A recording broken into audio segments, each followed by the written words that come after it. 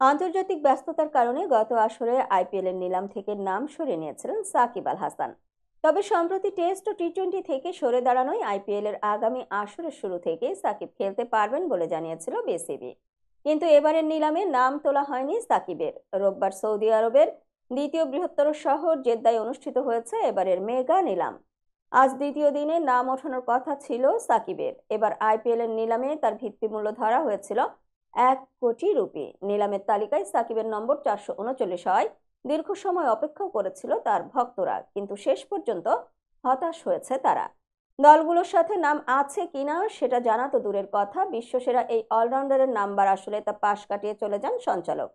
এর আগে গত 18 নভেম্বর সামাজিক যোগাযোগ মাধ্যমে জাদেজার সঙ্গে একজন ক্রিকেটারের শ্যাডো ছবি দিয়ে পোস্ট করেছিল চেন্নাই।